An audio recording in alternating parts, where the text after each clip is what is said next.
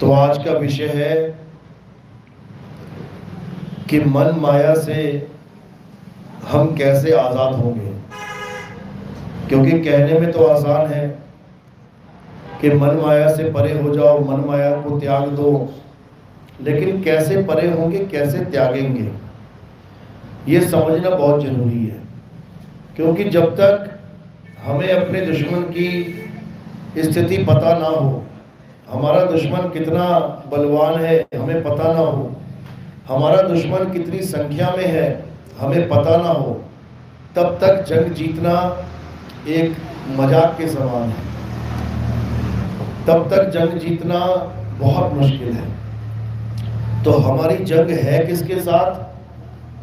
हमारी जंग किसी हिंदू मुसलमान सिख ईसाई वाली जंग नहीं है। हमारी जंग किसके साथ है? अच्छे से समझ जाना, एक एक बात समझ में आ जाएगी। हमारी जंग किसके साथ है? हमारी जंग हमारे ही मन। कोई नहीं तेरा बैरी मन, क्योंकि इस मन को कोई जान नहीं पाता, इस मन के खेल के कोई समझ नहीं पाता। तो मन तो हो जाता है सबसे प्यारा, और एक दूसरे इंसानों को हम बैरी मान लेते हैं।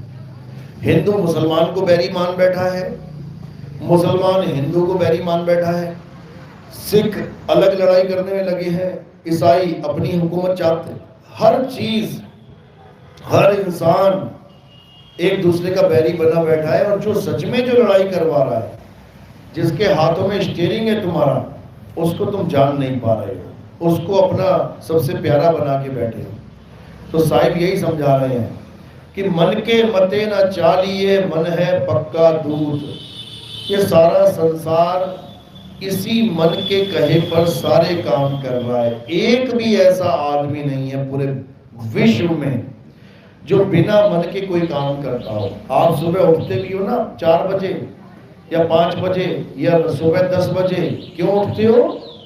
किस टाइम पे उठते हो? जब मन कहता है। सुबह 5 बजे कोई उठा रहा है, नहीं उठोगे। 10 बजे मन कहेगा उठ जा, उठ जाओगे।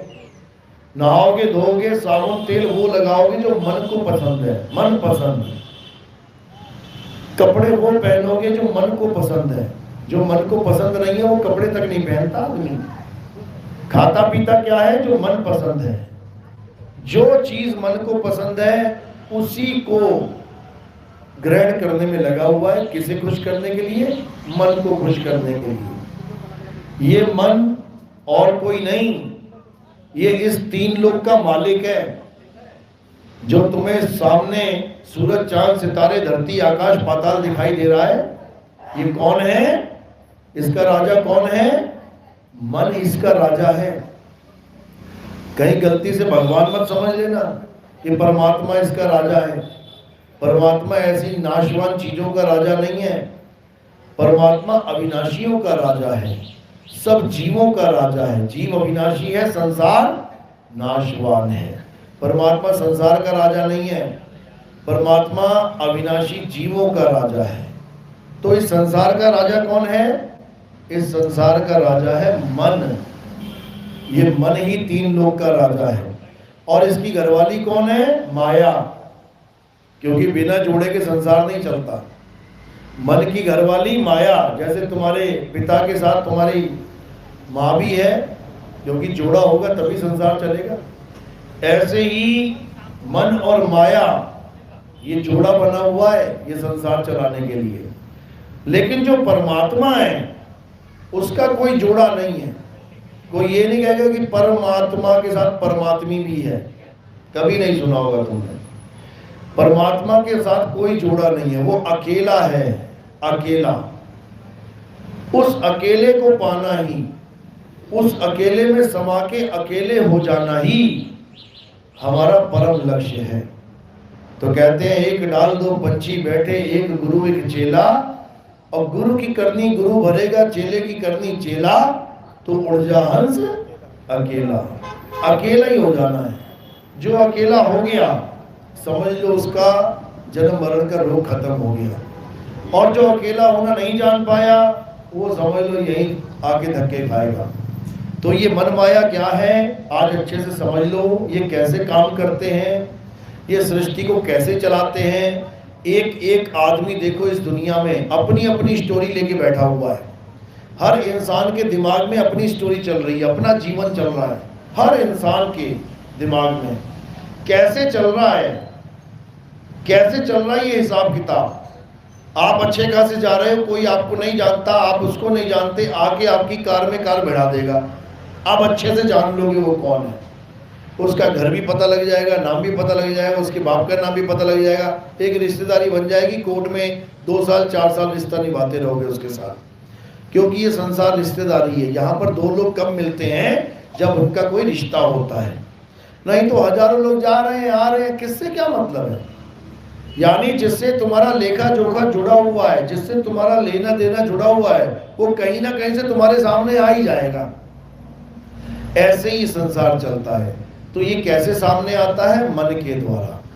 ये मन सब में विराजमान है। मन एक सॉफ्टवेयर की तरह जान लो। आजकल बच्चे पबजी खेलते हैं, हजारों लोग इकट्ठे खेलते हैं, तो उसमें सारे खेल रहे हैं किसके आधार पे, सॉफ्टवेयर के आधार पे।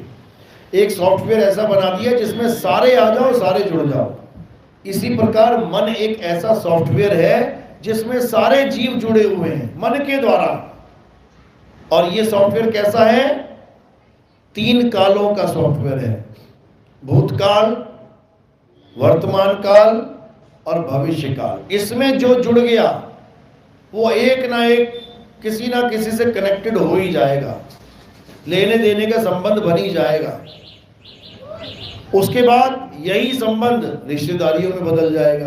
अभी तुम 1 लाख रुपए खा के चले जाओ किसी का, मत दो उसको वापस, क्या हो जाएगा पता है, वो 1 लाख रुपए जिसका तुमने खाया है ना, वो तुम्हारे घर में बच्चा बन के आ जाएगा, तुम्हारे ही घर में बालक बन के आ जाएगा। फिर तुमसे पैसा मांगेगा अपना, पापा बाइक चाहिए, अब दो बाइक उसको। पड़ोसी का बच्चा बाइक मांगे दे दोगे क्या, कभी नहीं दोगे। पड़ोसी का बच्चा क्यों नहीं मांगेगा, क्योंकि तुमने उसका खाया नहीं, उसका तुमने खाया नहीं तो वो मांगेगा नहीं। और जिसका तुमने खाया है वो उस जन्म में भी मांगता मांगता चला जाएगा और अगले जन्म में फिर मांगेगा, और फिर प्यार से देना पड़ेगा तुम्हें, मेरा बेटा ले ले बाइक।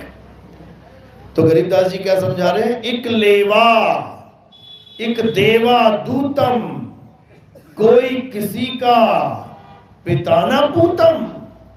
कोई किसी का पिता और पुत्र नहीं है। अगर तुम्हें लगता है कि ये मेरा पिताजी है, तुम महामूर्ख हो। कोई किसी का पिता न पूतम। अगर तुम्हें लगता है मेरा प्यारा बच्चा, समझ जाना बहुत मोटा खा के बैठे हो तुम उसका, तुम्हारा हिसाब लेने आया है वो, और तुमसे 10 लाख रुपया लेके बुढ़ापे में तुम्हें लात मार के किसी वृद्ध आश्रम में बैठा देगा, यही बैठ बाप, तेरा मेरा हिसाब पूरा हो गया, अब मैं चला अपने रास्ते और तू जा अपने रास्ते। इसी को बोला कबीर साहब ने, ब्याह भया घर आया पूत, अरे पूत नहीं आया जमदूत, जन्मत ही दारा हर लेई। कई बच्चे पैदा होते तो मां ही मर जाती है, कहते जन्मत ही दारा हर लेई, और बड़ा भया घर भी हर लेई। बड़ा हो जाता है तो घर भी हर लेगा।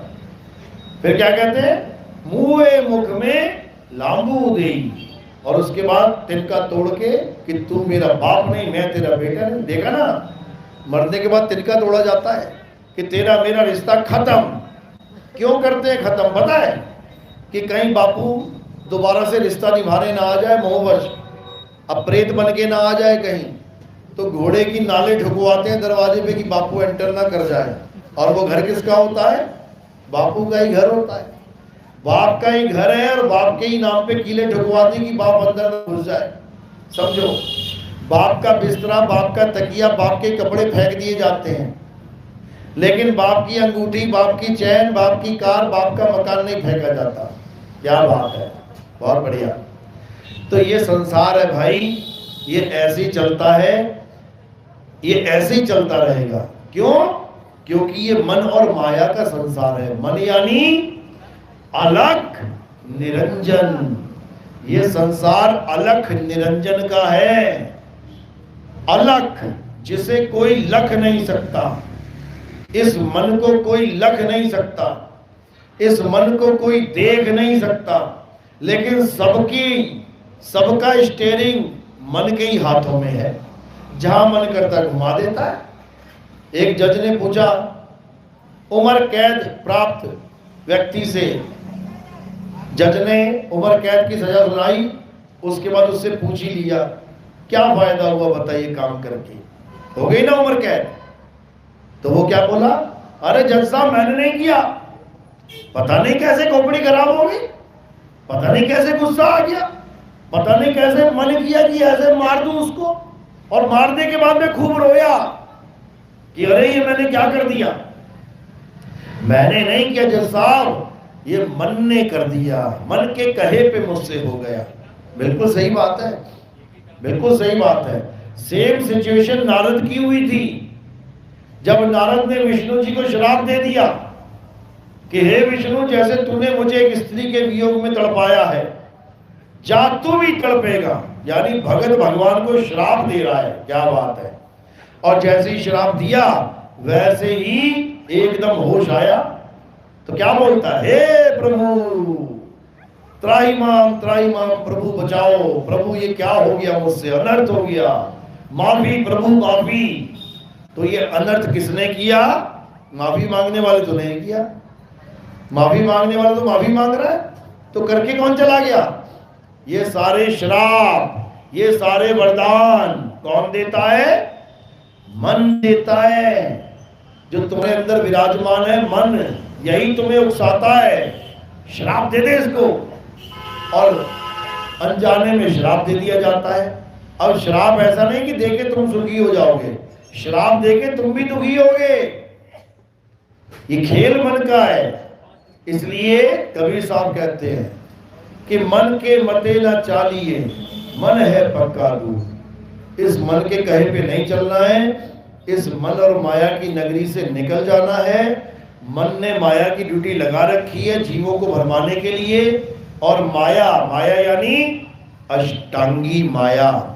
ये अष्टांगी माया क्या करती है, ये अपने 8 अंगों के द्वारा समस्त जीवों को पकड़ के रखती है।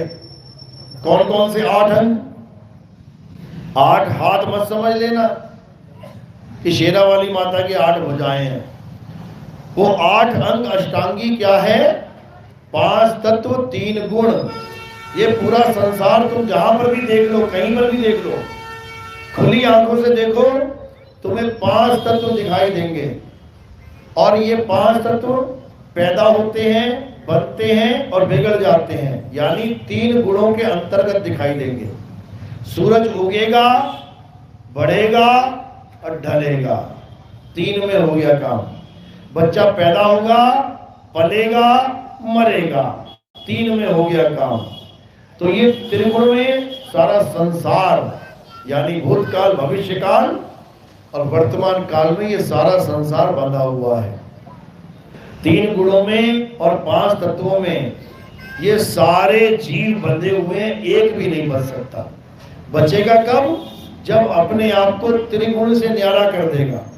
3 गुणों की भक्ति में भूल पड़ा संसार, और कहे कबीर निज नाम बिन कैसे लागे पार।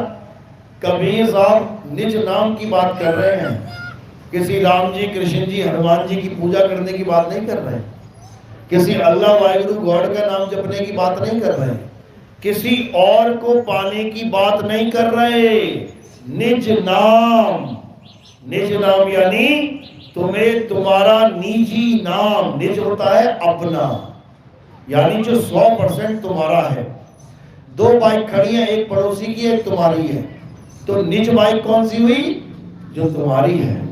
2 मकान है, एक पड़ोसी का, एक तुम्हारा है, तो निज मकान कौन सा हुआ, निजी मकान जो तुम्हारा है। निजी यानी निज। इसी प्रकार निज नाम, निज नाम का मतलब क्या है, यानी तुमसे भिन्न, तुमसे अलग जितने भी नाम हैं, तुम्हारे नाम से अलग जितने भी नाम हैं, वो तुम्हारा निज नाम नहीं है, नहीं है। निज नाम क्या है, सारे संसार के नाम एक तरफ और तुम्हारा नाम एक तरफ, वो है तुम्हारा निज नाम। अब इस निज नाम को पाएंगे कैसे, ये कबीर साहब समझा रहे हैं कि सबसे पहले तुम्हें ये जानना पड़ेगा कि तुम्हें नाम दिया किसने है। अभी जो तुम नाम लेके बैठे हो तुम्हें किसने दिया है? माता पिता ने, सगे संबंधियों ने, और हमारे गुरुजनों ने या ब्राह्मण ने। अक्षर लेके गए जी, अक्षर ना अक्षर से जी बता दो कौन सा नाम है, पा अक्षर से कौन सा नाम है। तो हर इंसान अपना नाम किसी ना किसी से लेके आ रहा है। अब ये जो नाम लेके आ रहा है, ये क्यों लेके आ रहा है, किससे लेके आ रहा है? ये 52 अक्षरों के द्वारा लेके आ रहा है, अपने सगे संबंधियों से। सगे संबंधियों ने नाम कैसे दे दिया? क्योंकि उनके पास 52 अक्षर थे। आ आ ई का खा गा चा छा जा, ये सारे अक्षर तुम्हारे पास हैं। कोई तुम्हें कहेगा कोई प्यारा सा नाम बता दो, इन्हीं अक्षरों को जोड़ तोड़ के दे दोगे। लड़का है तो दे दोगे राम, यानी र म आ का डंडा, और लड़की है तो दे दोगे र म आ का डंडा, लेकिन डंडा आगे की जगह पीछे लगा दोगे। राम, उसके बाद र मां, बस डंडा आगे पीछे कर दिया, हो गया लड़का लड़की का नाम। अक्षर वही है। लड़का पैदा हुआ, बाबा नानक पैदा हुए थे, उनका नाम रख दिया नानक। जब उनकी बहन पैदा हुई, उनका नाम रख दिया नानकी। हो गए नानक और नानकी। यानी उन्हीं अक्षरों के द्वारा एक आदमी का नाम भी रखा जा सकता है, और उन्हीं अक्षरों के द्वारा एक औरत का नाम भी रखा जा सकता है। बस करना क्या है? जोड़ घटाव करना है। कहीं जोड़ दिया, कहीं घटा दिया। तो कबीर साहब यही समझा रहे हैं, 52 अक्षर जोड़े आन, सकियाना अक्षर एक पहचान, सत का शब्द कबीरा कहे, पंडित होए सो अनपढ़े रहे, पंडित जन को एवं व्यवहार, और ज्ञानवंत को तत्व विचार। कहते 52 अक्षर जोड़े आन। हिंदू ले लो, मुसलमान ले लो, सिख ले लो, ईसाई ले लो, कोई भी धर्म के कोई भी नाम ले लो, किससे बने हैं? 52 अक्षरों से। बिना 52 के नाम बना के दिखा दे कोई। ये इन्हीं 52 के नाम है सारे। तो कह रहे 52 अक्षर जोड़े आन। अलग अलग नेताओं ने, धार्मिक नेताओं ने, अलग अलग गुरुओं ने, अलग अलग पीर पैगंबर ने अपने अपने अक्षरों के द्वारा अपने अपने नाम बना लिए। वही जोड़ तोड़ में फंस गए। 52 अक्षर जोड़े आन, सकियाना अक्षर एक पहचान। जिस एक अक्षर, अक्षर यानी अविनाशी, जिस एक अविनाशी को पहचानना था, जानना था, उसको जान नहीं पाए और 52 को पकड़ के बैठ गए। तो कह रहे 52 अक्षर जोड़े आन, सकियाना अक्षर एक पहचान, सत्य का शब्द कबीरा कहे। यानी कबीर साहब कह रहे हैं कि मैं किसी नाम की बात नहीं कर रहा, मैं किसकी बात कर रहा हूं? सत्य का शब्द, यानी एक ऐसा शब्द जो सत्य है, जो 52 अक्षरों की देन नहीं है। सत्य का शब्द कबीरा कहे, पंडित होए सो अनपढ़े रहे, पंडित जन को एवं व्यवहार, ज्ञानवंत को तत्व विचार। यानी जितने भी नाम हैं, जितने भी जाप हैं, ये सब पंडित जन को एवं व्यवहार, ये उन पंडितों का व्यवहार है कि वो कोई भी ग्रंथ पढ़ते हैं, उनमें से कुछ मंत्रों को ले लेते हैं और उसका जाप करते हैं। इस दुनिया में जितने भी पंडित हैं, आप किसी के पास भी चले जाओ और उनसे पूछो कि भगवान को पाने का रास्ता क्या है, वो पता क्या कहेंगे? भैया मंत्र जपो। क्योंकि वो मंत्रों को सत्य मान बैठे हैं। हर पंडित मंत्र जप रहा है। चाहे कहीं चले जाओ, वृंदावन चले जाओ, काशी चले जाओ, द्वारिका चले जाओ, आप हरिद्वार चले जाओ, आप नासिक चले जाओ, हर ब्राह्मण आपको क्या मिलेगा? मंत्र जपता मिलेगा। गंगा के किनारे, जमुना के किनारे जाके देख लो। ओम कह रहे पंडित जन को यो व्यवहार, ये मंत्र जपना पंडित जन का व्यवहार है, ये छूट नहीं सकता।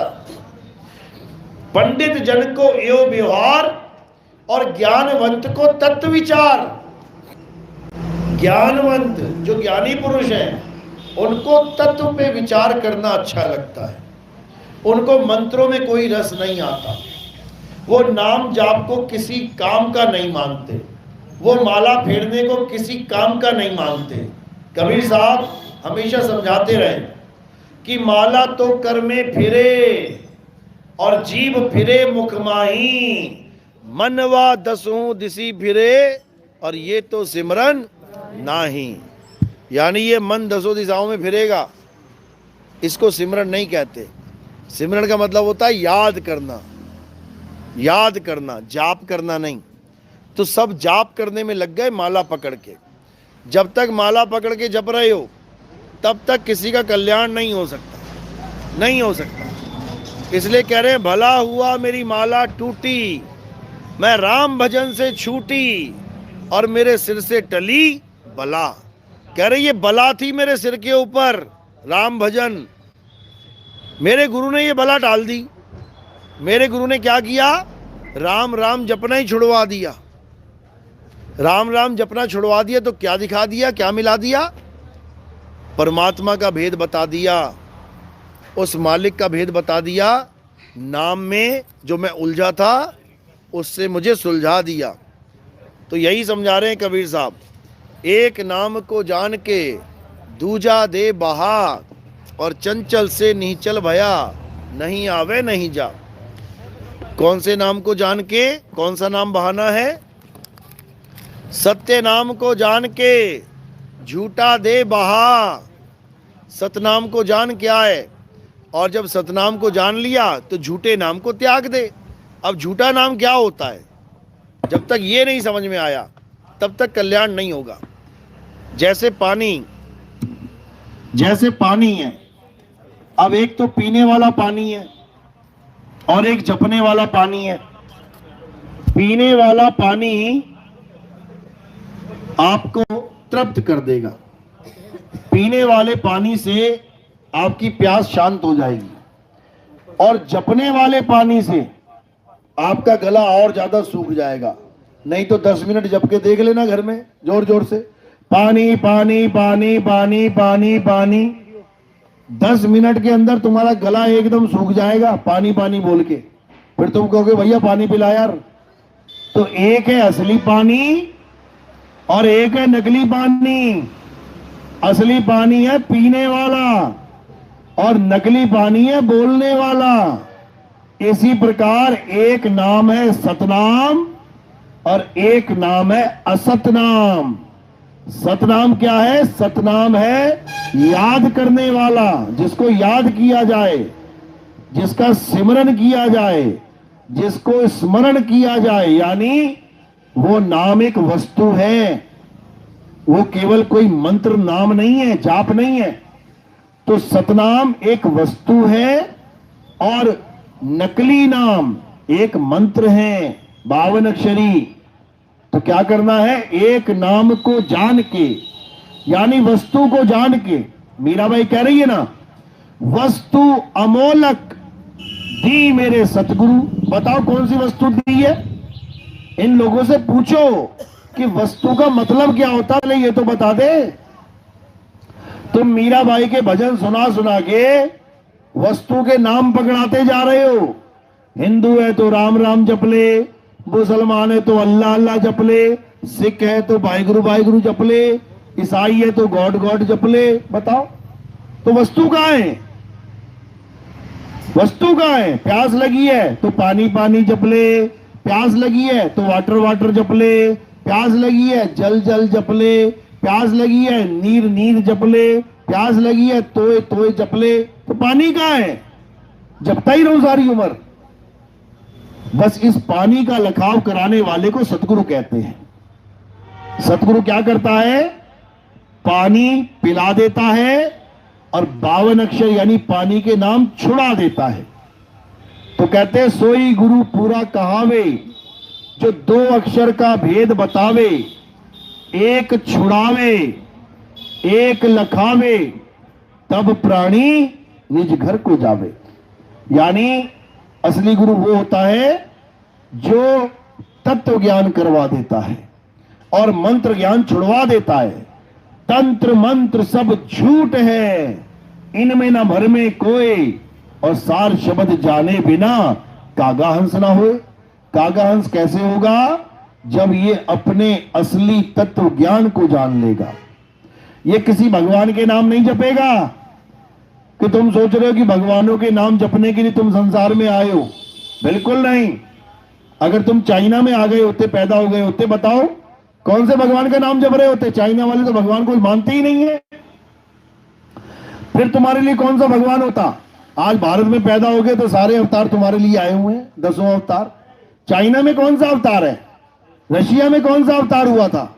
जापान में कौन सा अवतार हुआ? फिलीपींस में कौन सा हुआ? सिंगापुर में कौन सा अवतार हुआ? सारे भगवान क्या भारत देश ही जानते थे? बाकी देश उनके लिए है ही नहीं। या सारा अधर्म भारत में ही फैला हुआ था? वो कह भी रहे हैं कि अधर्म का नाश करने के लिए मैं आता हूं।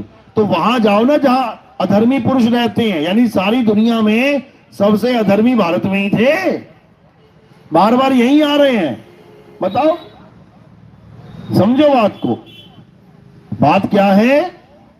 किसी भगवान की पूजा नहीं करनी है, किसी भगवान का नाम नहीं जपना है, किसी की पूजा नहीं करनी है। क्या करना है? आत्मज्ञान को जानना है।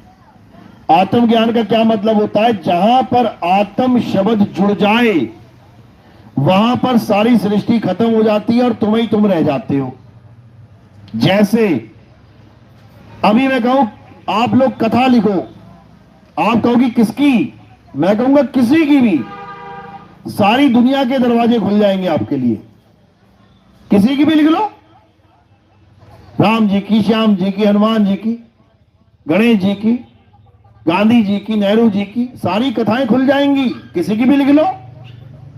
और जब मैं कह दूं कि आत्म कथा लिखो तो सारे दरवाजे बंद। अब किसी का भी नाम तुम्हारे आगे नहीं आना चाहिए, सबके दरवाजे बंद। कहां का दरवाजा खुल जाएगा? तुम्हारा।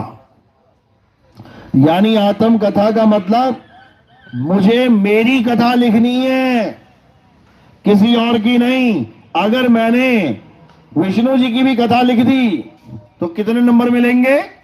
अगर मैंने शंकर जी की कथा लिख दी तो कितने नंबर मिलेंगे? अगर मैंने राधे राधे की कथा लिख दी तो कितने नंबर लिखेंगे मिलेंगे? जीरो। जीरो। यानी अगर कोई आत्मज्ञान के नाम पे तुम्हें यह कहता है राधे राधे जप लो 8 करोड़ बार, अगर तुम्हें आत्मज्ञान के नाम पे कोई ये कहता है राम राम जप लो 8 करोड़ बार, अगर तुम्हें आत्मज्ञान के नाम पे कोई ये कहता है शिव शिव जप लो 8 करोड़ बार, तो कितने नंबर आएंगे तुम्हारे अंत में? जीरो। जीरो आएंगे, फेल हो जाओगे। फिर मत कहना मैंने तो भगवान के नाम जपे थे। अरे भगवान के नाम ही तो नहीं जपने थे, इसीलिए जीरो मिले। कौन सा नाम जपना था? निज नाम। 3 गुणों की भक्ति में भूल पड़ा संसार, और कहे कबीर निज नाम बिन कैसे लागे पार। अब निज नाम का मतलब ये नहीं है तुम्हारे अब्बू ने तुम्हें नाम दे दिया, वो भी तुम्हारा निज नाम नहीं है। क्यों? क्योंकि वो नाम आदमी और औरत का है, तुम्हारा नहीं है। तुम एक जीव हो, आदमी औरत नहीं हो। एक जीव आदमी की भी शरीर चला सकता है, औरत की भी शरीर चला सकता है। एक जीव चूहे का शरीर चला सकता है, व्हेल मछली का चला सकता है। एक जीव अमीबा पैरामीशियम का चला सकता है, और बड़े से बड़े डायनासोर का भी चला सकता है। ये जीव है जो ना आदमी है ना औरत है। अब इस जीव का नाम क्या है? ये अपना नाम भूला बैठा है बेचारा, अपना नाम भूल गया है और दुनिया भर के नाम पकड़ के बैठ गया है। अब क्या करना है? बाकी नाम छुड़वा देने हैं। एक छुड़ाए एक लखाए, इसको इसका निज नाम बता देना है। क्या है? भुल्ले शाह कहता है ना, क्या बोल रहे हैं?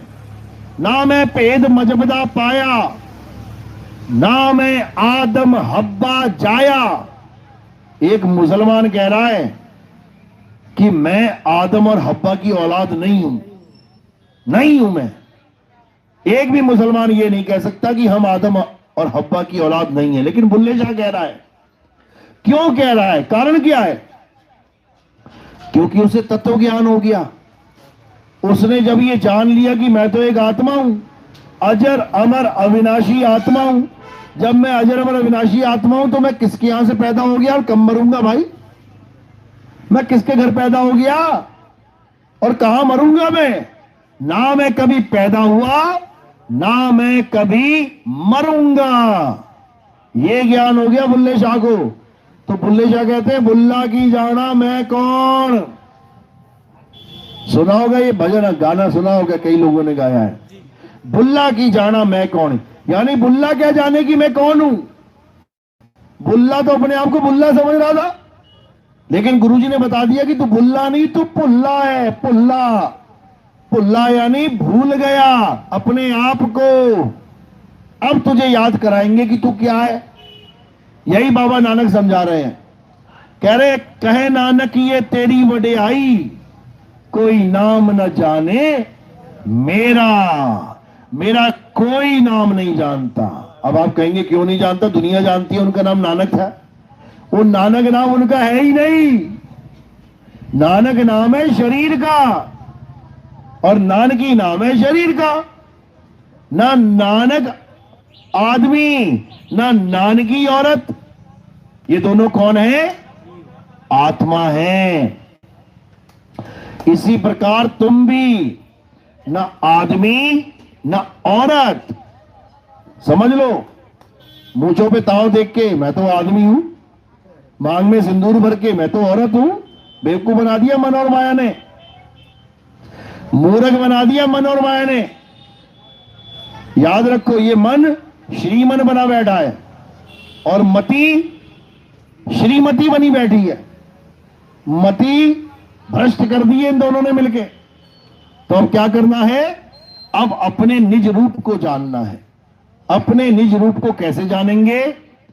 अध्याय 3 17वां श्लोक। हे अर्जुन, जो अपनी आत्मा में रमण करते हैं, जो अपनी आत्मा में तृप्त हैं, जो अपनी आत्मा में संतुष्ट हैं, उनके लिए कोई धार्मिक कर्म कर्तव्य लागू ही नहीं होता। यानी उसके लिए ये कोई मंत्र वंत्र तंत्र जंत्र मंत्र कुछ लागू नहीं होते। पूजा पाठ हवन यज्ञ देवताओं के नाम सिमरण कुछ याद नहीं, कुछ नहीं करना, सब भूल जाओ। और किसको याद रखो? आत्मा में रमण को याद रखो। रम जाना है आत्मा में। आत्मा में रम के क्या हो जाओगे? आत्मा ही हो जाओगे। और एक बार आत्मा हो गए, उसके बाद मौत कब होगी? कभी नहीं, कभी नहीं। इसी को बोला, हम ना मरे मरे संसारा, हमको मिला जियावन हारा। तो अब क्या करना है? अब सबको त्याग देना है। बिल्कुल त्याग दो। हिंदू है तो राम राम त्याग दो, मुसलमान है तो अल्लाह अल्लाह त्याग दो, सिख है तो वाहिगुरु वाहिगुरु त्याग दो, ईसाई है तो गॉड गॉड हालेलुया हालेलुया त्याग दो। मतलब इन नामों को त्याग दो। जपो मत, प्रेम करो, जपो मत। जपना त्याग दो। अब क्या करना है? अब हिंदू राम को ढूंढे कि राम है क्या और मिलेंगे कहां। मुसलमान अल्लाह को खोजे, अल्लाह है कहां, मिलेंगे कहां। यह मत सोचना कि अल्लाह कभी नहीं मिलता किसी को। मूसा अलैहिस्सलाम पहाड़ पे चढ़ के अल्लाह से बातें करने जाते थे, तो बातें कर सकते तभी तो जाते थे। लेकिन तुमने ये मान लिया कि नहीं, अल्लाह से कोई बात ही नहीं कर सकता। अरे वो करते थे, उनके पास जुक्ति थी, तुम्हारे पास नहीं है इसलिए नहीं हो पाती। इसी को समझाया जा रहा है। मुसलमान है तो अल्लाह अल्लाह जप मत। अल्लाह को ढूंढ कहां है और कैसे ढूंढ पाएगा? जब किसी कामिल मुर्शिद की शरण में जाएगा। केवल मुर्शिद से काम नहीं बनेगा, यानी केवल गुरु से काम नहीं बनेगा। जी मेरा गुरु कौन है जी? तेरा गुरु कौन है जी? मेरे गुरु जी पंडित जी हैं, मेरे गुरु जी पुरोहित जी हैं, मेरे गुरु जी वृंदावन में बैठे राधे राधे कर रहे हैं। ये सब गुरु जी हैं, इनमें से एक भी सतगुरु जी नहीं है। यानी ये मुर्शिद है, कामिल मुर्शिद नहीं है। ये गुरु है, सतगुरु नहीं है, क्योंकि ये कुछ ना कुछ नाम जपने को देते हैं। सतगुरु नाम छुड़वा देता है, पूरा गुरु नाम छुड़वा देता है, अधूरा गुरु नाम पकड़ा देता है। ये फर्क है दोनों में। तो कह रहे सोई गुरु पूरा कहावे, दो अक्षर का भेद बतावे। कौन से दो अक्षरों का भेद? एक ये मुंह से निकलने वाले अक्षर, नाशवान अक्षर, अ आ इ ई उ ऊ का खा गा गा, A B C D E अलिफ बे ते पे, ये सब अक्षर नाशवान, इनका भी भेद बता दे कि छोड़े से ये नाशवान है, जीभ से बोले जाते हैं, जीभ के आधार पे चलते हैं। 52 अक्षर जीभ आधारा, आदि अक्षर जीभ्या से न्यारा। छोड़ दे इसको, तो क्या करे? दूसरे अक्षर को पकड़। दूसरा अक्षर कौन सा है?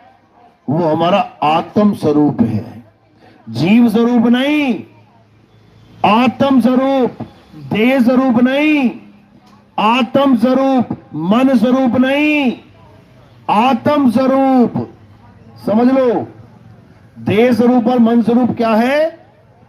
मन ज्योत स्वरूप है और देह पुरुष और नारी स्वरूप है। इन तीनों में से वो स्वरूप नहीं है जो हमें चाहिए। इसलिए कबीर साहब ने कहा, तुमसे कहूं मैं नाम विचारी, और ना वो ज्योत ना पुरुष ना नारी। कर दिया दोनों का खलास, खेल खत्म कर दिया। निराकार मन और साकार तन, दोनों का खेल खत्म। समझो, अब किसका खेल शुरू होगा? अब आत्मदेव का खेल शुरू होगा, आत्मदेव का खेल। तो क्या कह रहे हैं? आत्मज्ञान बिना नर भटके, कभी काबा कभी काशी।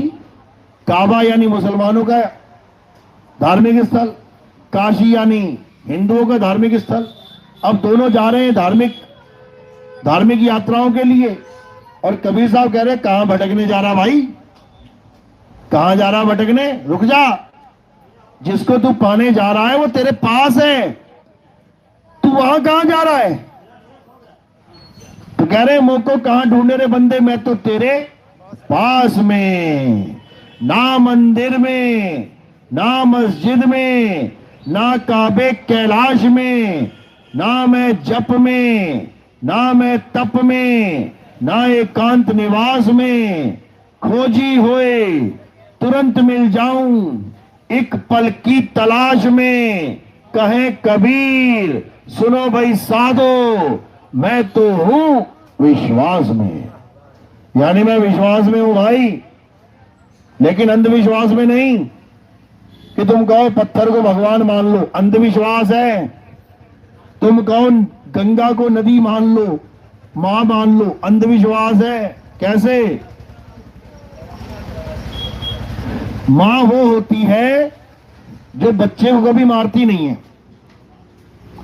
मां वो होती है जो बच्चे को कभी जान से नहीं मारती। तुम्हें पंडित जी ने बता दिया कि गंगा मां है, तुमने मान लिया, तुमने मान लिया कि वो मां है, पर क्या मां ने माना कि वो तुम उसके बच्चे हो? क्या मां ने माना कि तुम उसके बच्चे हो? छलांग मार के देख लेना, अगर तैरना नहीं आता तो। अभी मां की गोद में जाके बचाओ बचाओ करते फिरोगे, नहीं करोगे तो बता देना। ये जितने लोग जाते हैं ना गंगा नहाने, यही लोग मर के आते हैं घर में, यही लोगों की अर्थियां आती है घर में। जो गंगा जा ही नहीं है नहाने, उसको गंगा कैसे मारेगी? बता दो जरा। जो गंगा नहाने जा रहा है वही डूब के मर रहा है, मां मां करता जा रहा है, मां से मौत के मुंह में जा रहा है। तो मां ने बच्चा कहां माना? हमें नहीं माना। अब एक मुल्ला जी जो कभी मां नहीं मानता गंगा को, उसे तैरना आता है, अब उससे भी छलांग मरवा देते हैं, तू भी मार ले भाई। वो कभी मां को मां नहीं मान रहा गंगा को, और जब वो छलांग मारेगा अब डुबा के दिखाए गंगा।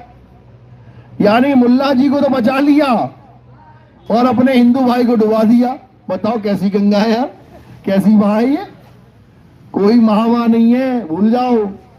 अरे गंगा ने तो अपने पुत्रों को डुबो दिया था, पता है ना? भीष्म पितामह के 7 भाई और थे, 7 को डुबो के मार दिया था गंगा ने। बताओ, कहते ना गंगा माता पाप काट देती है, उन 7 के काटे थे पाप, पापी थे वो लोग। 8 पापी थे, 8 वसु। क्या किया था इन्होंने? एक ऋषि की गाय चुरा ली थी 8 वसुओं ने। सबसे बड़ा पापी कौन था? भीष्म पितामह। ये था सबसे बड़ा पापी जिसने ये बीज बोया था कि आओ इसकी गाय चुरा लेते हैं। बाकी 7 भाइयों ने, 7 वसुओं ने उसकी बात मान ली। और जब मान ली, 8 ने चोरी करके ले गए। उनको ये नहीं पता बाप बैठा है तुम्हारा वहां पे। उसने अपनी दिव्य दृष्टि खोली, ऐसे जैसे आजकल सीसीटीवी कैमरा खोल लेते हैं। चोर सोचता है मुझे कौन देख रहा है, तेरा बाप बैठा है सामने कैमरा लगा के। 2 मिनट में पता लग जाता है यही है चोर। 8 वसुओं को लाइन में खड़ा कर दिया, आजा बेटा। 8 खड़े। अब उसको श्राप दिया जा रहा है कि जाओ और ऐसे ऐसे दुख भोगोगे कि तुम्हारी हालत खराब हो जाएगी। अब लगे रोने, अब लगे गिड़गिड़ाने। अब 7 एक पार्टी में हो गए और जिसने बीज बोया था उसको अकेला खड़ा कर दिया। 7 उंगलियां उसकी तरफ उठ गई। अरे महाराज, हमारा कसूर नहीं है, इसका कसूर है। ये पाप का बीज इसने डाला हमारे दिमाग में। तो महाराज जी क्या बोले? ठीक है, अब एक और काम कर देते हैं, तुम 7 का पाप कम कर देते हैं। कैसे कम होगा? गंगा आएगी। गंगा को भी श्राप लगा हुआ है, इसलिए आ रही है वो नीचे। गंगा मैया भी श्रापित मैया है, वो अपना श्राप भुगतने आ रही है नीचे धरती पे। चलो लगे हाथ तुम्हारा पाप भी कटवा देते हैं। तो कैसे कटेगा पाप? जैसे ही तुम लोग पैदा होगे, गंगा एक एक करके तुम्हें गंगा में ही डुबो के मार देगी और तुम वहां से मर के यहां वापस आ जाओगे अपने अपने लोक में। 7 बच्चे मार दिए गंगा ने। और जिसके साथ शादी हुई थी उसको बोल दिया था कि रोकना मत मुझे, कुछ पूछना मत मुझसे कि मैं क्या कर रही हूं। 7 बच्चे मार दिए, उनके पाप काट दिए। 8वां बच्चा भीष्म पितामह को जब लगी डुबोने, तब पूछ ही लिया बाप ने, अरे ये क्या कर रही है, मेरे बच्चे मार दिए तूने। उसने कहा मैंने कहा था ना कि मत पूछना, ले बेटा पकड़ इसको। अब वो उसके हाथों में देके वहां से गायब हो गई। अब वो पाल रहा है बेचारा भीष्म पितामह को। पूरे महाभारत में अगर सबसे बड़ा कोई दुखी आत्मा था जिसे ना जीते सुख मिला और ना मरते हुए सुख मिला, बाकी सब योद्धा एक एक धनुष बाण में, एक एक गदे में मारे गए, चक्र से गर्दनें कट गई। लेकिन भीष्म पितामह को इतने तीर मारे कि छेदम छेद हो गया बेचारा। इतना दुख मिला उसे, समझो। तो गंगा मैया कैसे पाप काटती है? बच्चा पैदा होते ही मार देती है। मरवाना है बच्चा अपना, किसी को पाप कटवाने हैं अभी काट देते हैं। चलो, गंगा में डूबने का मतलब होता है पाप कट जाना। वहां से ये कथा प्रचलित हुई है कि गंगा मैया पाप काट देती है, मतलब वो डुबा के मार देती है। गंगा मैया पाप नहीं काट सकती, याद रखना। कैसे?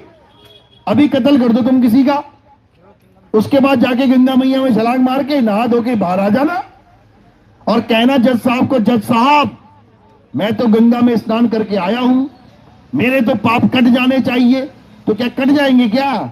जज कहेगा इसको गंगा मैया के किनारे फांसी लगाओ इसको। तो जब गंगा मैया पाप नहीं काट पाई तो क्यों इस अंधविश्वास में पड़े हो कि गंगा से पाप कट जाते हैं?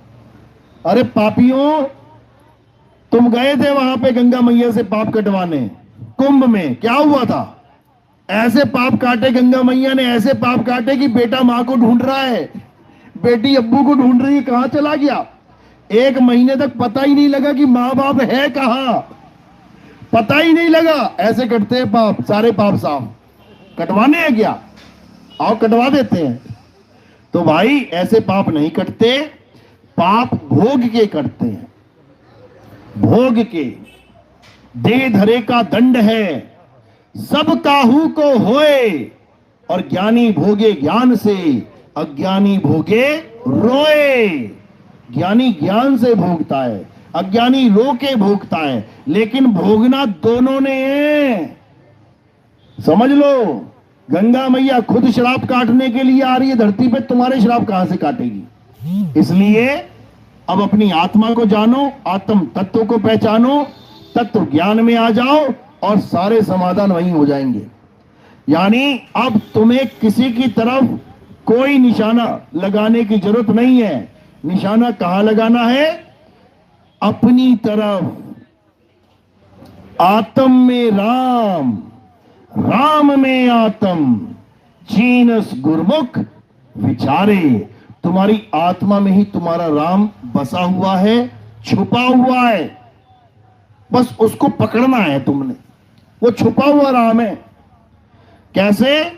कहते कस्तूरी कुंडल बसे, मृग ढूंढे वन माही, ऐसे रमता राम है ये दुनिया जाने नहीं। वो रमता राम है भाई, वो सब में रमा हुआ है। वो राम हिंदू में भी रमा है, वो राम मुस्लिम में भी रमा है, वो राम सिख में भी रमा है, और वो राम ईसाई में भी रमा है। ऐसा कोई जीव नहीं है जिसके पास राम नहीं है। समझा रहे हैं साहिब?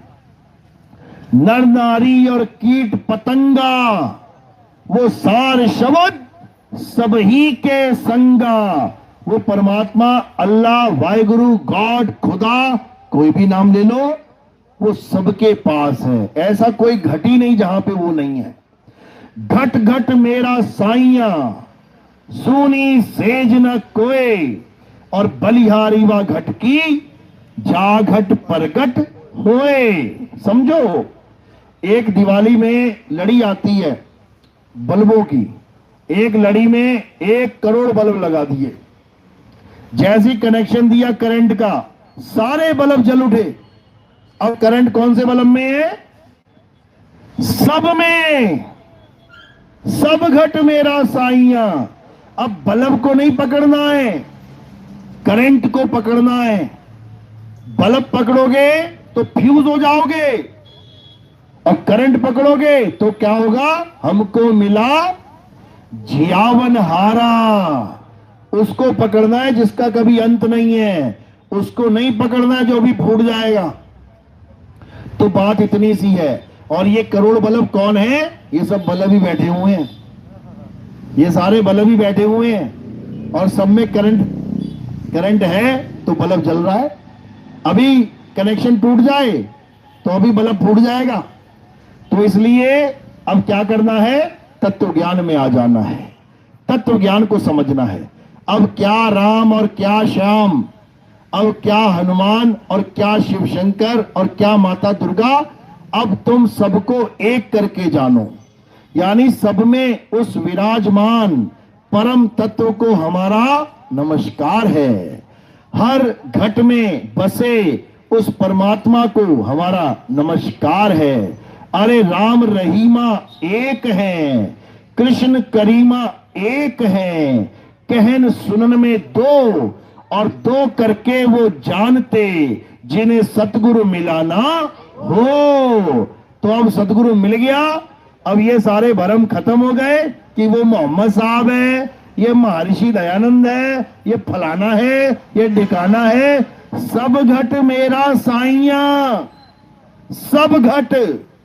यानी हर उस आत्मा को हमारा नमन है जो सब घटों को प्रकाशित करके बैठा है। तो इसी आत्मा का ज्ञान, इसी को तत्व ज्ञान कहते हैं।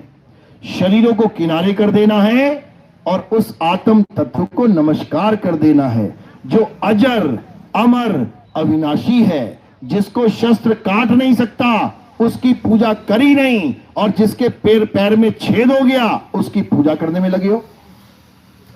कृष्ण जी के पैर में छेद हो गया, उसकी पूजा करते हो, और जिसकी बात कृष्ण जी गीता में कह रहे हैं, नैनम छिन्दन्ति शस्त्राणि, उसको जानते भी नहीं हो तो कैसे ज्ञानी हो भाई तुम? इसी को समझाया जा रहा है गीता में। गीता और रामायण में क्या फर्क है? गीता का देखोगा, आपको गीता घर में रखने नहीं जाती। रामायण कहेंगे पंडित जी घर में मत रखो। गीता रामायण का ही एक भाग है, महाभारत का, सॉरी, महाभारत का ही एक भाग गीता है। पंडित जी महाभारत रखने को अलाउ नहीं करेंगे घर में, और क्या कहेंगे? रामायण रख लो। आप पूछो महाभारत क्यों नहीं रखनी चाहिए, तो क्या कहेंगे? अरे उसमें भाई भाई लड़ते हैं, तुम्हारे घर में भी दंगा हो जाएगा भैया, भाई भाई लड़ मरेंगे आपस में। अब उनसे पूछो पंडित जी रामायण में क्या है? फिर रामायण में देता हुआ राज जो राम जी को मिलने वाला वो छीन लिया गया। उसके बाद वनवास गए तो उनकी घरवाली को उठा के ले गया 14 साल के लिए, और कहीं मेरा वनवास हो गया, कहीं मैं घर से बेदखल हो गया और मेरी घरवाली को उठा के ले गया, तो मेरा क्या होगा? तो पंडित जी कुछ नहीं बोलेंगे तुम्हें। कारण क्या है? क्यों रामायण को प्रमोट किया गया और क्यों गीता को प्रमोट नहीं किया गया, महाभारत को प्रमोट नहीं किया गया? कारण क्या है? क्योंकि रामायण पढ़ के राम जी से, हनुमान जी से, लक्ष्मण जी से, सीता जी से भाव जुड़ जाते हैं, और गीता पढ़ के हर प्रकार के शरीर से भाव टूट जाते हैं।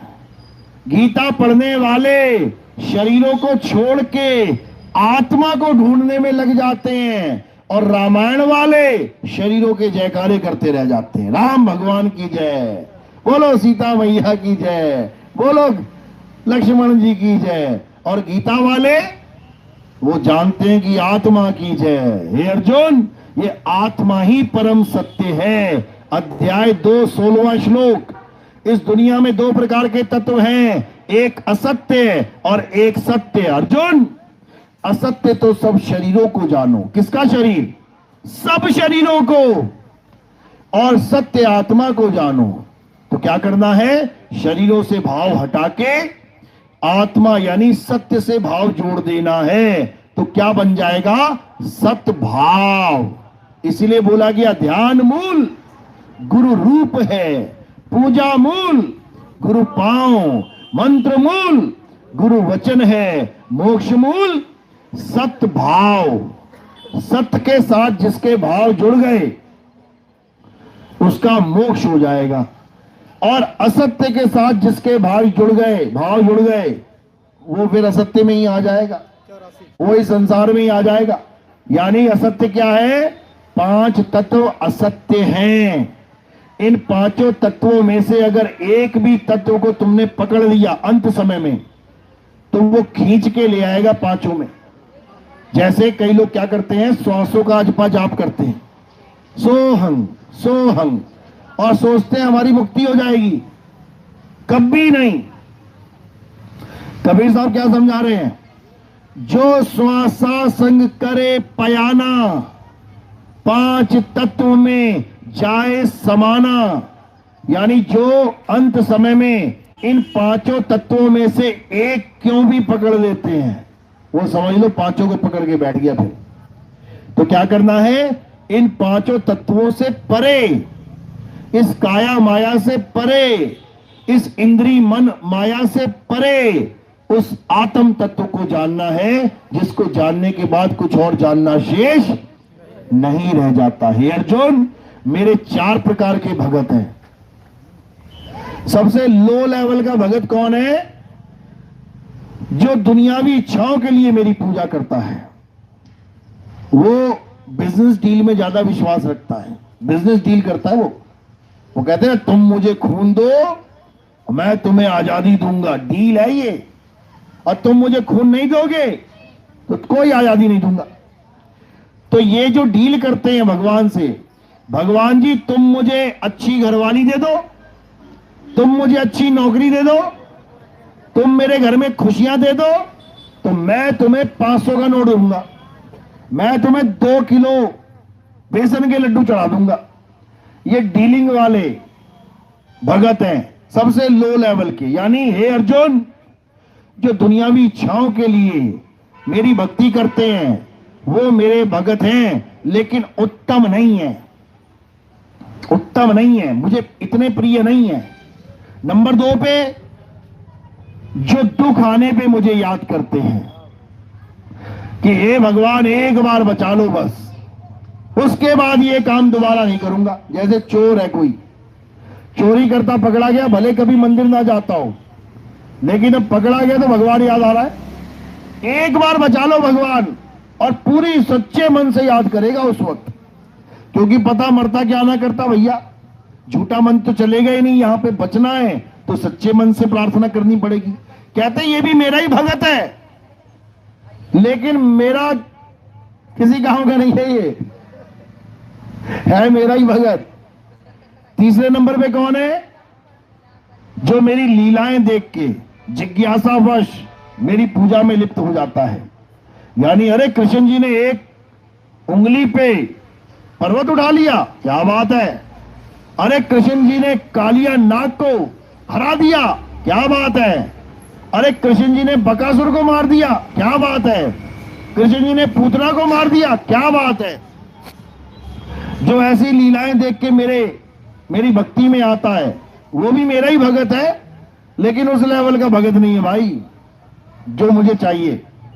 अब चौथा प्रकार का भगत कौन है? हे अर्जुन, चौथे प्रकार का भगत मेरा ज्ञानी पुरुष है। ज्ञानी मतलब जिसको तत्व ज्ञान हो जाता है, जो तत्व ज्ञान के द्वारा मुझे जान लेता है, वो मेरा परम भगत है। वो मुझे इतना प्रिय है कि वो मेरा ही स्वरूप हो जाता है।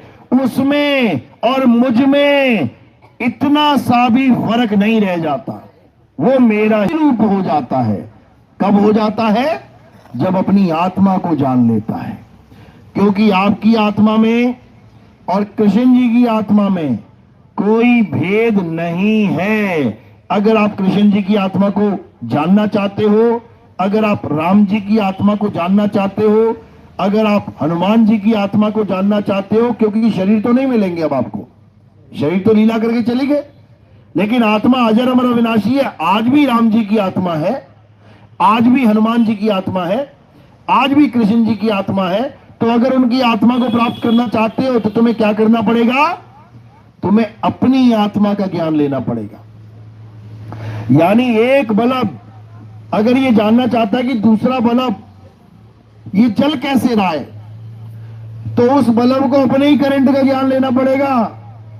और जब वो जान जाएगा कि मेरा बल्ब यानी मैं किससे जल रहा हूं, कि सामने वाला भी उसी से जल रहा है, उससे अगले वाला भी उसी से जल रहा है, उससे अगले वाला भी उसी से जल रहा है, यानी सब घटों में विराजमान आत्म तत्व, जिसको साइंस गॉड पार्टिकल कह के बता रही है आजकल।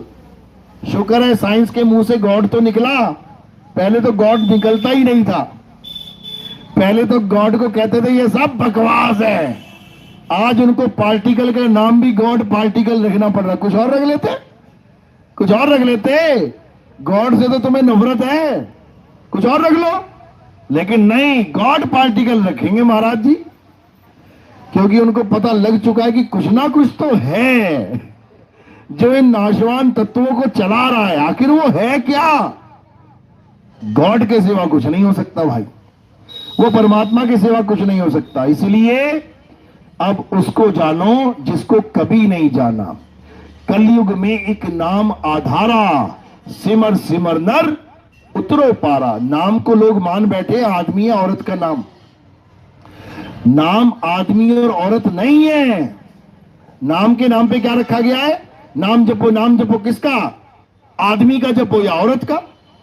राम कौन है? आदमी बना दिया। सीता कौन है? औरत बना दी। कृष्ण कौन है? आदमी बना दिया। राधा कौन है? औरत बना दी। अब आदमी और औरत के नाम जप के तुम्हें क्या मिलेगा? आदमी और औरत का ही जन्म मिलेगा, या लेडीज बन जाओगे, जेंट्स बन जाओगे। और केवल लेडीज जेंट्स, आदमी और औरत ही नहीं होते हैं, बकरा बकरी भी होते हैं, कुत्ता कुतिया भी होते हैं। जब विष्णु जी को मछली का अवतार लेना पड़ा, तुम क्या बहुत बड़े धुरंधर हो जो मछली नहीं बनोगे? तुम्हें भी बनना पड़ेगा। जब विष्णु जी को कछुए का अवतार लेना पड़ गया, तुम क्या, तुम किस खेत की मूली हो? तुम्हें भी कछुआ बनना पड़ेगा। जब विष्णु जी को जंगली सुअर का अवतार लेना पड़ गया, तुम्हें क्या लेना नहीं पड़ेगा? तुम भी आ जाओ। फिर लेडीज और जेंट्स का ही खेल खेलो सारी उम्र। इसलिए अब उस नाम को जानो जो लेडीज और जेंट्स नहीं है। कलयुग में एक नाम आधारा, सिमर सिमर नर उतरो पारा। वो कौन सा नाम है? वो सत्य नाम है। सत्य नाम का मतलब ये नहीं तुम सतनाम सतनाम जपो। सत्य का मतलब है आत्मा, नाम का मतलब है नाम, यानी उस असली नाम को जानो जिसे आत्मा कहते हैं, आत्म तत्व कहते हैं। बोलिए परमपिता परमात्मा की सदा ही जय हो। मेरी बात समझ में आ रही है कि हवा में जा रही है? किस किस को समझ में आ रही है? हाथ खड़ा कर देना। बहुत बढ़िया जी, बहुत बढ़िया। पूरा लखनऊ जागी है क्या? अभी त्योहार आने दो, रामनवमी आएगी, गणेश चतुर्थी आएगी, शिवरात्रि आएगी, सब पत्थर के आगे खड़े हो जाएंगे। कैसी आत्मा, कौन सी आत्मा, कहां की आत्मा, सब भूल जाएंगे आत्मा वात्मा। लेकिन अब भूलना नहीं है, अब भूलना नहीं है। अब क्या करना है? अब हमेशा इस बात को याद रखना है कि असत्य को त्याग और सत्य को पकड़ के जाग, तब यहां से तुम्हारा निकलने का होगा इंतजाम, वरना 84 में हो जाएगा काम तमाम। इसलिए अब क्या करना है? अब गीता को पढ़ना शुरू करो। बहुत रामायण पढ़ ली, अब गीता को पढ़ना शुरू करो, तत्व ज्ञान को जानना शुरू कर लो, तुम्हारा कल्याण हो जाएगा। बोलिए परमपिता परमात्मा की सदा ही जय हो। अब आरती का समय, आरती कैसे करते हैं समझ लो। हमारे यहाँ कोई शरीर की आरती नहीं होती है, हमारे यहाँ कोई पत्थर की, कैलेंडर की, फोटो की आरती नहीं होती है, जड़ वस्तुओं की आरती नहीं होती है। हमारे यहाँ आत्मा की आरती होती है। आत्मा की आरती करेंगे। कहां से पकड़ के लानी पड़ेगी आत्मा? मेरे पास आत्मा है, थैंक यू। इसी आत्मा की आरती होगी। हमारे यहाँ गुरु को, संतों को आत्मा माना जाता है, शरीर नहीं माना जाता। तो कहते हैं संत हमारी आत्मा, हम संतन के जीव, और संतन हम में रम रहे, जीव माखन में घीव। इसी प्रकार इसी आत्मा की आरती होगी। कैसे होगी? आपने एक पत्ता उठा के मेरे सिर पे रख देना है बस। जैसे ही आप ये पत्ता सिर के ऊपर रखेंगे, सिर के ऊपर क्यों रखा जाता है ये भी समझ लो। पैर के अंगूठे से लेके सिर की चोटी तक, ये जो तुम्हें दिखाई दे रहा है ये क्या है? ये 5 तत्वों का नाशवान शरीर है। यानी अगर तुम इस शरीर की आरती करोगे तो 5 तत्वों की आरती हो जाएगी, यानी नाशवान तत्वों की, यानी असत्य की आरती हो जाएगी। और जब तुमने असत्य की आरती नहीं करनी है, तुमने सत्य के साथ जुड़ना है, तो क्या करना है? हमने इन 5 तत्वों से परे इन फूलों को चढ़ा देना है। अब 5 तत्वों से परे क्या है हे अर्जुन? 5 तत्वों से परे आत्मा है, जिसे छठा तत्व कहा जाता है। इसी को कबीर साहब समझा रहे हैं बीजक में पहली साखी, जैया जन्म मुक्ता हता, तैया हता ना कोए, और छठी तुम्हारी है जगह, तू कहां चला भिगोए। तू 5 तत्वों में आके बैठ गया, तेरा स्थान छठे तत्व में था, छठे को विसार के तू 5 में आ गया। तो अब 5 तत्वों की आरती नहीं होगी, अब छठे तत्व की आरती होगी। इसी को कहते हैं सतनाम की आरती। आरती सतनाम की कीजिए। तो अब सतनाम की आरती होगी। एक एक करके आना है, भीड़ में मत लगा देना, एकदम एक एक करके आएंगे, सिर पे फूल रखेंगे। और कोई प्रचार प्रसार में कुछ योगदान करना चाहेगा अपनी स्व इच्छा से, वो सेवा पैरों में, चरणों में रखेंगे। क्योंकि हमें उस सेवा से क्या करना होता है ये भी समझ लो। हमारा काम है प्रचार प्रसार का। हमने अपने जीवन काल में ना तो कोई आश्रम बनाया और ना ही अंत समय तक कोई आश्रम बनाएंगे। हमारा काम आश्रम बनाना है ही नहीं। हमारा उद्देश्य क्या है? हमारा उद्देश्य है जागो और भागो। इस संसार में सोए हुए जीव जागें और अपने मालिक के घर की तरफ भागें। उसके लिए ये पैसा प्रचार में लगाया जाता है। हम गीता भी छापते हैं, हम संतों की वाणियां भी छापते हैं, और हम पैम्फलेट्स भी छापते हैं, पोस्टर भी छापते हैं, बैनर भी छापते हैं। बड़ी बड़ी यात्राएं चलती हैं। कोई कांवड़ की यात्रा चलती है, कोई बाबा रामदेव की यात्रा चलती है, कोई किसी बाबा की, कोई किसी देवी की यात्राएं चलती है। हम उन लोगों को बिल्कुल फ्री में, मुफ्त में गीता का ज्ञान देते हैं, गीता बांटते हैं। हजारों के हिसाब से फ्री में गीता देते हैं। ये कैसे छपती हैं? ये आपके दिए हुए दान से ही छपती हैं। और हम क्या करते हैं? हम टीवी में प्रचार प्रसार करते हैं। आपके घर में टीवी चैनल आते हैं, आप साधना टीवी और ईश्वर टीवी सुबह 7 बजे लगा के बैठ जाना, तुम्हें पूरे दिन मैं ही घूम घूम के आता दिखाई दे दूंगा उसमें। बाकी बाबा लोग आएंगे, नाम जपो कह के चले जाएंगे, और उन बाबाओं के पीछे मैं आ जाऊंगा और मैं बोल दूंगा नाम छोड़ो, नाम छोड़ो। तो बाबा का 1 घंटे का जो सत्संग है वो मिट्टी में मिल जाएगा। क्यों? क्योंकि उसका भगत जाग जाएगा कि भैया नाम तो छोड़ना था, ये बाबा कह रहा है नाम पकड़ो। ऐसे ही हजारों लाखों लोग जो हमारे इस प्रसारण को देखते हैं, ये आप लोग की वजह से देख पाते हैं, ये आपके दिए हुए दान से देख पाते हैं। आपका दिया हुआ दान इसी प्रचार प्रसार में लगाया जाता है। स्वेच्छा से देंगे, अच्छा रहेगा, बहुत बढ़िया। और कोई भी ये ना सोचे कि इस दान से हम कोई बड़े बड़े आश्रम, बड़े बड़े संगमरमर के फर्श बनवाएंगे, ये बनवाएंगे, वो बनवाएंगे। अरे संगमरमर के आश्रम बनाने वालों, संगमरमर चीख चीख के बोल गया कि परमात्मा का संग छोड़ के मेरा संग करोगे तो मर मर यानी बार बार मरोगे। क्या नाम रखा है? संग मर मर, मेरे संग मर मर मर, मरता ही जा। इसलिए संगमरमर का संग छोड़ो और परमात्मा का संग करो। बोलिए परमपिता परमात्मा की सदा ही जय हो। साहिब बंदगी, सतनाम सतनाम।